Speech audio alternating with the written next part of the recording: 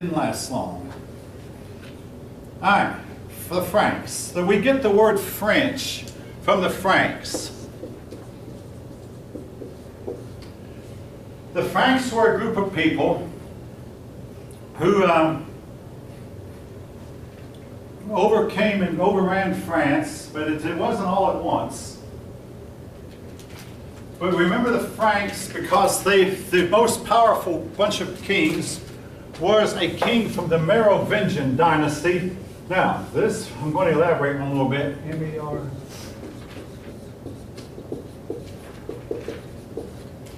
Fine. Some people will claim that the word Merovingian comes from the name Mary Magdalene. Now, folk recently, like within the last 20 years, a man named Dan Brown wrote a book entitled The Holy Cross, Holy Grail, in which he said that Jesus' followers went to the southern France and took over because, after all, Jesus was descended from King David, and therefore the Merovingian dynasty claimed that they were descended from either Jesus or Jesus' brother James, as Jesus married Mary Magdalene and had a son, and these sons became the Merovingian dynasty. Not that I believe it, folk, but this story has been widely told for any of you who read conspiracy books or read a little bit of alternate history. The Merovingian dynasty, though, took over. The first king, the first king of the Merovingian dynasty to adopt Christianity was Clovis. He was actually the fourth from Merovingius, the founder of the dynasty. Now, Clovis was the first Roman Catholic king in Western Europe. All the emperors before him, there had been emperor, Constantine was emperor, all these had been baptized into the Arian faith, the Arian form of Christianity. Clovis was a Roman Catholic. The first one. Now, you might wonder, what's the difference between Arian? Essentially, Arius, who lived in here, around here several hundred years before, had said that Jesus Christ was merely an exalted human and not fully God. The Roman Catholic Church taught, no, Jesus Christ was fully God and fully human, both fully God and fully man.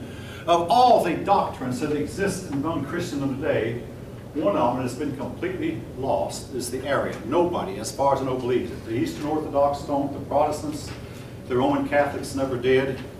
But Arianism was at one time the main form of Christianity, and all the Roman emperors before Clovis who had been Christian were Arian.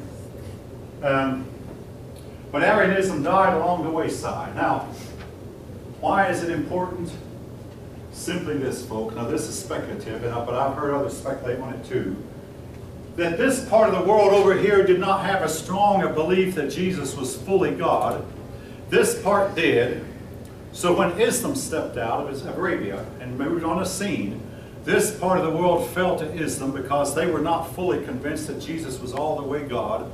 This part of the world did not fall to Islam because they said, no, there cannot be another prophet. Jesus was the only one and last prophet, so there can't be another one after him. So this part, now others say, no, this part of the world was closer to the Arabs, so that's why they were conquered. And others have said, well, it was the geography. The Arabs did not fight well among terrain that was like the terrain you find here, whereas these people knew better how to fight in this kind of terrain. Be that as it may, Roman Catholicism was able to stand up to Islam and keep Islam from overtaking Europe. And part of the reason might have been their doctrine that no, there cannot be another prophet. They were much stronger steeped in that doctrine than these people were. Anyway, Clovis was the first Roman Catholic Christian king, and as a result, all of his descendants were Christian kings, and all the kings that came after. And the nations around him eventually converted to Christianity also, slowly, except for the Islamic people who came some 300 years later. Clovis lived in the 400s. A little bit before the time of, if Arthur existed all, he would have lived around 500. Clovis would have lived a little bit before that. All right. Now, what was society like among the Germanic peoples? And here's something I want to emphasize. I can still hear the voice of one of my least favorite teachers talking about this, but that's something else. Anyway, the Germans, their unit of the primary unit of society was the extended family. That included husbands, wives, children, brothers, sisters, and cousins, and grandparents. In other words, from your grandparents on down. Now, not as far back as China. The Chinese went back to your great-grandparents. And let's face it, very few of us have ever seen our great-great-grandparents. Very few great-great-grandparents live to see the great. A few now. Maybe in today's world you have more of that if people marry really young. But it was generally your grandparents, your parents, and your cousins, first cousin. This was your family. Now, a woman was expected to obey her father until she married. Then she was expected to obey her husband.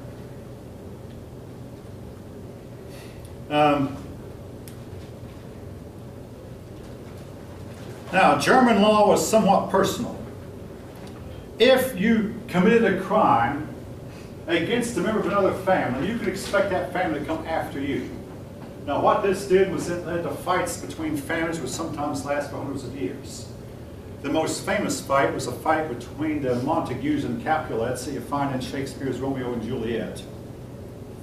But in my research of history, here in Scotland, the Cunninghams and Montgomerys got into a feud, and this lasted down through several generations also. They basically, a few Cunninghams would go out and kill a few Montgomerys, and the Montgomerys would take revenge by coming out and killing a few Cunninghams. The most famous feud in American history, family feud, was the feud between the Hatfields and McCoys. This actually happened, and it lasted for about 3 generations. Today, the two families would get together every year at a picnic and put aside all their differences they once had. It doesn't extend to today, but a lot of Hatfields were killed by McCoys, and a lot of McCoys were killed by Hatfields. The governors of 2 states, North Carolina and Virginia, vowed they would, North Carolina and Kentucky, vowed they would stop the fighting, but they couldn't. But this would often lead to family feuds. So they finally decided, instead of having vengeance, let's do like the Romans did. The Romans said that a crime you commit against somebody is actually a crime against the state. Report the crime to the state, and the state will do its best to take care of it. They also replaced vengeance with a fine called a weregild. Weregild, in other words, this was a fine. So if you hurt somebody in another family, they can take your case to court, and the court would decide how big the fine would be. It literally means man money. Now, there's another attempt to determine guilt called an ordeal.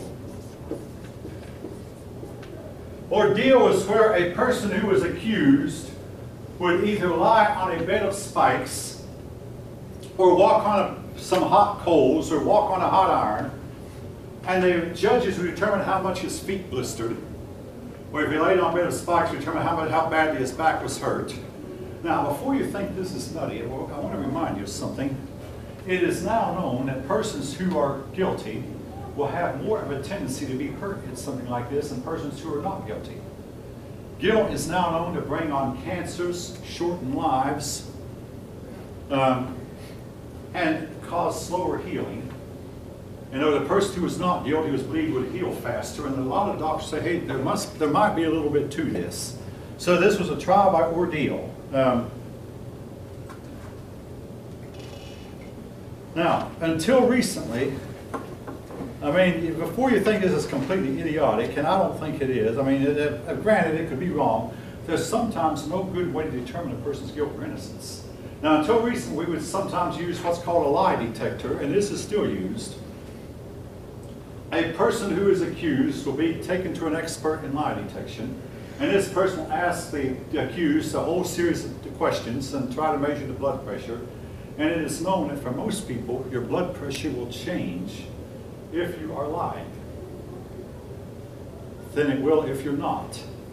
Now, there is one problem with this. Persons who habitually lie all the time, I'm talking about chronic liars, habitual liars, they can lie without their blood pressure changing. I think I'd have a little bit of a difficult time doing that. But anyway, it's known that this test is not altogether valid. But I do know a man who I worked with me at Lockheed who was sent to prison for a couple of years for, well, he was sent to prison based in part on the results of a failed lie detector test.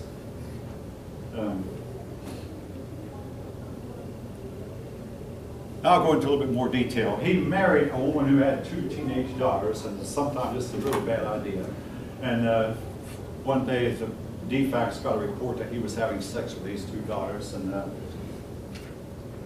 the 2 daughters were caught discussing with a neighbor who also said he had sex with her.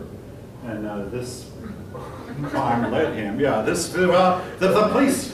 Well, the police heard about it, and the police reported to DFACS. Make a long story short, and he wound up, one day he disappeared from Lockheed. Well, actually, after the lie detector, he would tell me, and he insisted he was innocent, but then after the lie detector, he missed 6 days of work. I finally, after 6 days or so, called him, and he said, oh, everything's all right. Well, it wasn't all right. He just said when he came back, that's still going on. I did not press him because it was so personal. Several weeks later, he just disappeared from Lockheed. Finally, someone told me, I heard that he's in prison for molesting his stepdaughters. Someone heard that, and the story got around. I mean, he never came back to Lockheed. We don't know what he did afterward, but again, part of this conviction, though, was based on, and the reason he missed 6 days of work, he failed a lie detector test and became very sick as a result of it. Again, a lot of people say he's behaving the way a guilty person would behave. An innocent person would stand up to that. But anyway, you can decide for yourself how much you believe about it, but people tried all kinds of tricks down through the ages to determine who stole this, who stole that, who did this, who did that. Your word against theirs.